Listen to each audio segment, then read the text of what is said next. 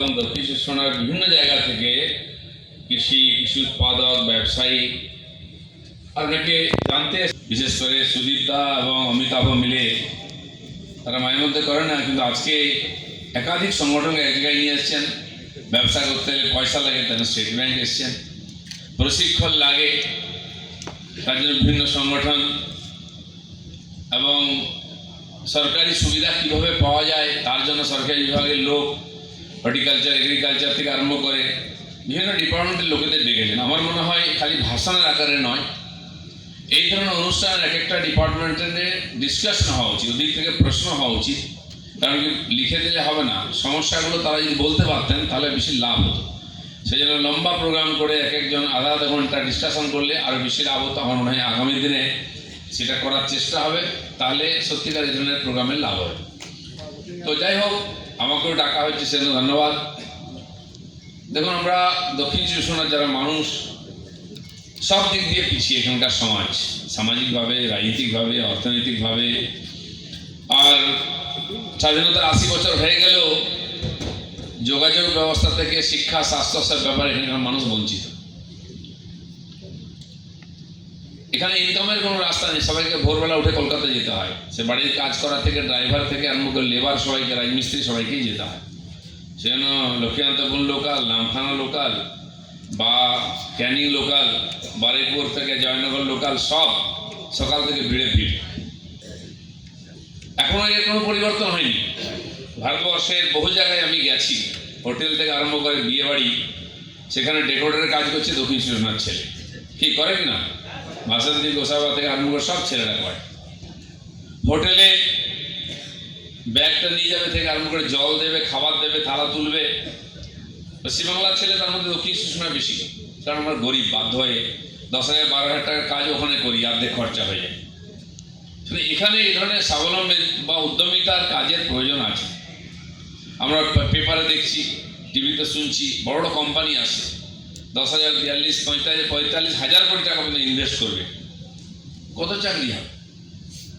1,000, 2,000, 5,000, 10,000, আর কত হবে?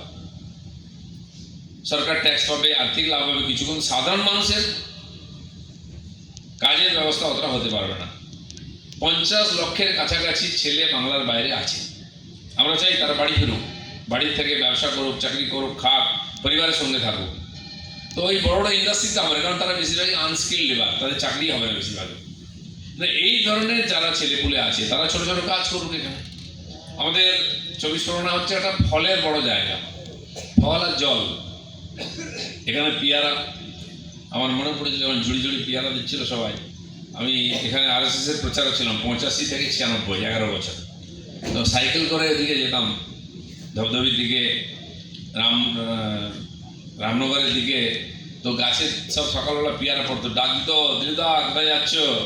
তো নিচে উপর থেকে গাছ থেকে ফেলে দিত পেয়ারা, আমি হাতে ধরে পকেটে নিতাম, ডাল শুদ্ধ সাইকেলের হ্যান্ডেলে ঝুলিয়ে রাখতাম। যখন আসতাম, কেউ আমাকে চাইতো, তাকে দিতাম, সে খেত। তো এখনো পেয়ারা আছে, কিন্তু পেয়ারাকে খালি পেয়ারা হিসেবে নয়, তার অন্যান্যভাবে প্রসেসিং করে কি করা যায় এখনো খুব একটা বেশি কিছু হয়নি, ফুড প্রসেসিং এর যে ব্যবস্থা। কারণ এই 2 মাস পেয়ারা খুব হবে, এখন একটু অফ সিজনে পেয়ারা পাওয়া যায় সামান্য। এই ম্যাক্সিমাম পেয়ারাকে প্রসেসিং করে ব্যবহার করা যায় এখানে জ্যাম জেলির মাধ্যমে। এখানে বিশেষ ইন্ডাস্ট্রি হয়নি। পেয়ারা, আম, লিচু, তার সঙ্গে গরম চা আমাদের এখানে বেশি ফলে, যেটা প্রসেসিং করা যেতে পারে। অনেক রকম টেকনোলজি এসছে, এখন আসছে অনেকে। আগে সরকার সহযোগিতা করতো না বলে কোনো কোম্পানিও আসতো না, এখানে কেউ করতেও না। যে কোনো ফলকে তার জলীয় পদার্থ বার করে নিয়ে শুকিয়ে রেখে দেবে, 1 মাস থাকবে, এরকম ব্যবস্থা কোম্পানি আসছে টেকনোলজি নিয়ে। কেউ করতে চাইলে তারা সহযোগিতা করবে। এই ধরনের ব্যাপার আমাদের পশ্চিমবাংলায়।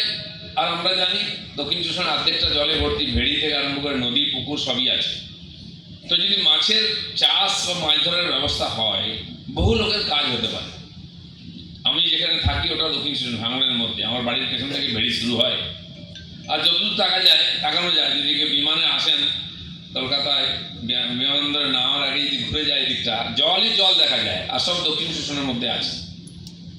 সেই ভেড়িতে মাছ যথেষ্ট চাষ হতে পারে। আমরা মাছ খাই, কিন্তু যতটা দরকার ততটা উৎপাদন করতে পারি না। হ্যাচারি আছে উত্তর চব্বিশ পরগনা, নৈহাটি এলাকায়, মাছের ডিম ফুটিয়ে সেই মাছ অন্ধ্রপ্রদেশে যায়, ওখানে বড় হয়, আবার এখানে এসে বিক্রি হয়। সেই মাছকে পালন করার মতো ব্যবস্থা আমাদের কাছে নেই, টেকনোলজিও নেই, সরকারি ব্যবস্থাও নেই, ফলে প্রাইভেটে করে কেউ ভাবে না। পূর্ব মেদিনীপুর লোকেরা অনেক এগিয়ে গেছে, 6 মাস জমিতে মাছ চাষ করে, 6 মাস চাষ করে এবং তাদের সফল হয়েছে। বিশেষ করে ওখানে ভেনাম যে চিংড়ির চাষ হয় ব্যাপক, আমাদের এই জেলায় ততটা আমি দেখি না। তো এই জন্য ট্রেনিং চাই, তাহলে ট্রেনিংয়ের সঙ্গে সঙ্গে তার আর্থিক সহযোগিতা, যেমন লোন চাই, তাকে একটা উৎসাহ দিতে হবে। সবসময় ভয় হয় যদি ক্ষতি হয়ে যায় তাহলে কোথায় যাব। তো বর্তমান কেন্দ্র সরকার তো করেছিল, এই রাজ্য সরকারও পলিসি তৈরি করছে যাতে এই ধরনের উদ্যমীদের পিছনে আমরা দাঁড়াতে পারি। ডিম পোলট্রি চলে কিছু, পশ্চিমবঙ্গে আমরা যা ডিম খাই সে ডিম বাইরে থেকে আনতে হয়, মাছ বাইরে থেকে আনতে হয়। আর ডিম খাবো কি? এখন ডিম যেভাবে ব্যবহার হচ্ছে অন্যভাবে, ডিমের ক্রাইসিস শুরু হয়ে গেছে। খালি খাওয়ার কাজে নয়, ডিম থেরাপিও চলছে। তো সেজন্য মাংস আমরা বাইরে থেকে আনছি, মুরগি আনতে হচ্ছে। ডিম, মাছ, মাংস তিনটে এখনো আমরা স্বাবলম্বী নই। উৎপাদনে এগিয়ে আছে কিন্তু খরচেও বেশি এগিয়েছে। আমরা সবাই খায় কেন আমিষ। তো এই ব্যাপারে ছোট ছোট ইউনিট করা যায় কিনা সরকারি। খালি মুরগি চাষ করি আমরা, হাঁস কেন চাষ করছি না? আর তার জন্য খুব বেশি বিরাট কিছু লাগে না, এখানে জল তো আছেই, দিনে একবার জলে ছাড়লে হাঁসকে হয়। বিদেশে খুব হয়েছে, আমাদের দেশের চেষ্টা হচ্ছে। খাকি ক্যাম্পেল আর কি চাষ আছে, যেখানে পুকুর আছে পাশে ঘিরে দিয়ে সেখানে হাঁসের চাষ করা যায়। বাকি তো অনেক কিছু আছে, যে পিগারি, পোলট্রি ফার্ম, গোটারি মানে ছাগলের, আর ডেয়ারি, গরু ইত্যাদি। গরু আমাদের এখানে একটু অনুকূল পরিবেশ নয়, কিন্তু কেন্দ্র সরকার দুটো গরুকে আমাদের এখানকার উপযোগী করেছে। একটা গির গুজরাটে, আরেকটা হচ্ছে সাহিওয়াল। এই দুটোর আমাদের এখানেও দেশি গরুর সঙ্গে ক্রস করে দেখবেন লাল লাল যে গরুর বাচ্চা হয়েছে, লম্বা লম্বা কান, বেশিরভাগই গির। এখানকার আবহাওয়া তো হচ্ছে 6 কিলো 8 কিলো পর্যন্ত দুধ দিচ্ছে। কি দিচ্ছে না গ্রামে? তাতে অসুখ বিসুখ কম হয়। আপনি এখানে ওই ওয়েস্টিন বা জার্সি গরু রাখবেন, তার চিকিৎসার ব্যাপার আছে, খরচা বেশি আছে।